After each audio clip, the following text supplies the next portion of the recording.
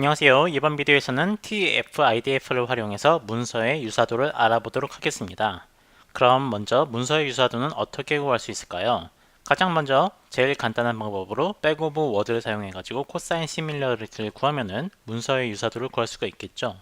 두 번째로는 우리가 배운 TF-IDF를 사용해 가지고 백 오브 워드에 워드의 카운트 대신에 TF-IDF를 넣어 가지고 코사인 시밀러리티를 활용해서 문서의 유사도를 구하는 방법이 있겠습니다. 자, 그럼 먼저 코사인 유사도를 활용해 가지고 가장 기본적인 백 오브 워드의 그 문서 유사도를 한번 구해보도록 할게요. 여기 4개의 문장이 있습니다. 첫 번째 문장은 The best Italian restaurant, enjoy the best pasta. 두 번째는 American restaurant, enjoy the best hamburger. 그리고 세 번째는 Korean restaurant, enjoy the best bibimbap. 그리고 네 번째는 the best American restaurant입니다. 그럼 가장 간단한 그 백 오브 워드를 보시면 이렇게 단어의 그 개수대로 이렇게 백 오브 워드를 만들었어요. 그럼 이렇게 D1 같은 경우에는 111, 221, 0000 이런 식으로 표현이 되겠죠. 자, 그러면 이제 벡터로 표현이 됐으니까 이 벡터를 코사인 시밀러리티에 적용할 수가 있겠죠.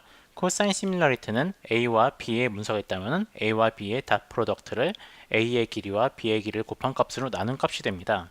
그럼 먼저 이 코사인 시밀러리티를 D1과 D4에 적용해 보도록 할게요. 자, D1 같은 경우에는 111, 221, 0000이었고 D4 같은 경우에는 010, 22, 01, 000이었죠. 해서 그 D1의 길이 같은 경우에는 그 벡터 안에 있는 모든 밸류들을 제곱해서 루트 취해준 값이겠죠. 그리고 D4도 마찬가지고요. 두 개의 값을 곱한 게 바로 분모가 되고, 그리고 분자 같은 경우에는 이 D1과 D4를 다 프로덕트한 값, 즉 이 두 벡터를 엘리먼트별로 이렇게 다 곱해줘가지고 더한 값이 되겠죠.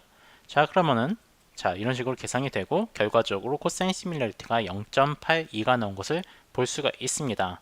자, 같은 방법으로 이 D4와 D1의 코사인 시밀러리티가 0.8이었고 D4와 D2의 코사인 시밀러리티는 0.77, D4와 D3의 코사인 시밀러리티는 0.65가 나왔습니다.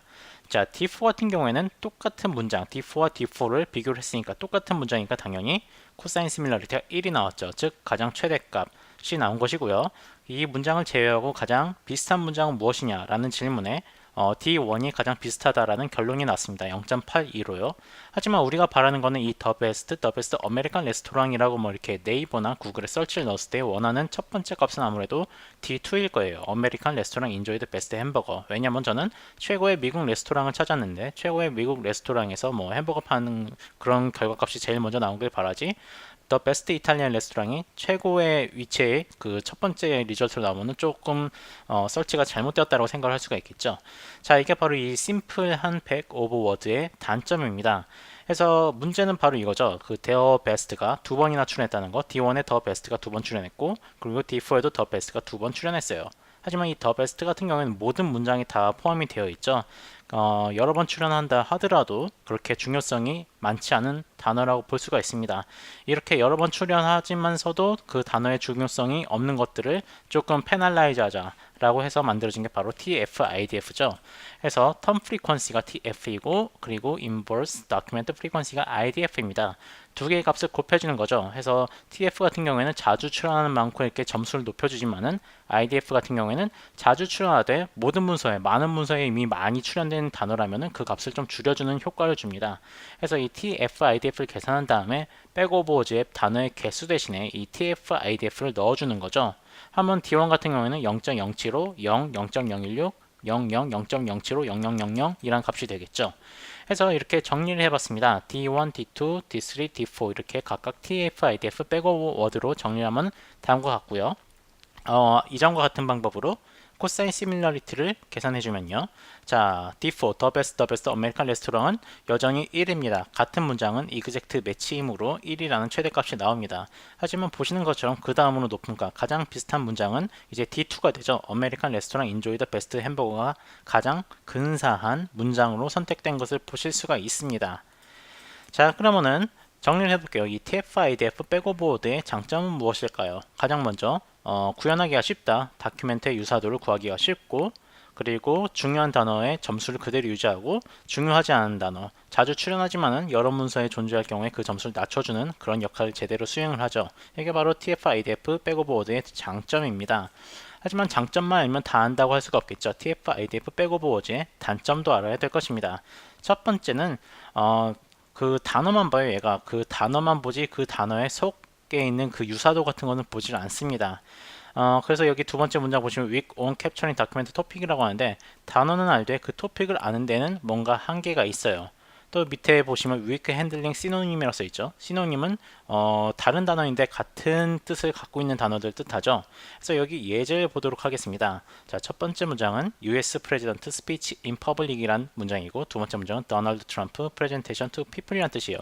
거의 비슷한 문장이에요. 보시면은 도널드 트럼프가 현재 그 미국 대통령이고 그리고 프레젠테이션이나 스피치나 비슷한 단어이고 퍼블릭 뭐 사람들이죠. people 비슷한 단어니까 이 문장 자체적으로 봤을 때 상당히 비슷한데 만약에 TF-IDF 백오브 워드를 사용하고 시밀러리티를 측정하면 0이 나오겠죠. 왜냐하면 똑같은 단어가 하나도 존재하지 않기 때문이죠. 이게 바로 TF-IDF 백오브 워드의 단점입니다. 다큐멘트 시밀러리티가 전혀 없어요. 있음에도 불구하고요. 실제로는요. 자, 두 번째 예제를 볼게요. 첫 번째 문장은 아메리칸 레스토랑 메뉴, 두 번째는 아메리칸 레스토랑 메뉴, 햄버거, 피자, 그리고 세 번째는 햄버거, 피자예요. 그러면은 자, 여기 첫 번째 문장의 아메리칸 레스토랑 메뉴와 세 번째 문장의 햄버거, 피자의 유사도는 몇일까요? 자, TF-IDF 백오브 워드를 쓰면 또 시밀러리티가 0이 나옵니다. 하지만은 여러분들 느껴지시겠지만 아메리칸 레스토랑 메뉴나 햄버거, 피자나 솔직히 비슷해요. 왜냐하면 햄버거, 피자가 아메리칸 메뉴에 레스토랑 메뉴에 속해 있기 때문이죠. 자, 이런 것을 캐치 못한다라는 TF-IDF의 백오브 워드의 단점을 아시면 좋겠습니다. 그래서 이러한 단점들은 그럼 어떻게 하냐? 극복하는 방법이 있냐? 네, 극복하는 방법들이 있습니다. 예를 들어서 첫 번째 LSA라고 써있어요. Latent Semantic Analysis인데 간단히 말해서 아까 보셨던 요 예제 있죠? 요 예제에 보시면 아메리칸 레스토랑 메뉴 햄버거 피자라는 문서가 또 하나가 존재합니다. 이렇게 뭔가 co-occurrence라고 하는데 같이 뭔가 존재하는 단어들을 고려해가지고 결국 SVD를 취해가지고 서로 간에 이렇게 유사도를 측정할 수 있는 방법이 바로 이 LSA라는 방법이고요. 두 번째로는 word embedding이라는 방법이 있습니다. word embedding 여러분들 뭐 워드백이나 그리고 글로브 들어보셨겠지만 이렇게 word embedding을 사용하시면 각각의 단어마다 유사도가 존재하죠. 를 사용하시면 TF-IDF의 단점을 또 극복할 수가 있겠죠. 자, 마지막으로는 뭐 컨셉넷이라는 게 있습니다. 컨셉넷은 널리지 그래프를 사용하는 건데 예를 들어서 뭐 버거킹이나 맥도날드의 그 유사도를 어떻게 측정하느냐. 자, 버거킹은 햄버거를 파는 장소이고 그리고 레스토랑의 한 종류이죠. 그리고 맥도날드는 햄버거를 파는 장소이고 그리고 레스토랑의 하나의 종류이죠. 이렇게 뭔가 여러 가지의 뭐 단어 간의 릴레이션십을 사용해 가지고 단어 간의 그 유사도를 측정할 수 있는 것이 바로 컨셉넷의 방법인데 구체적으로 이번 비디오에서는 다루지 않겠습니다. 이번 비디오에서는 TF-IDF 다큐멘트 유사도에만 집중을 하기 때문에요. 하지만은 다른 비디오에서 다음 비디오들에서 또 이러한 개념들을 차근차근 하나씩 또 설명을 드리도록 하겠습니다. 감사합니다.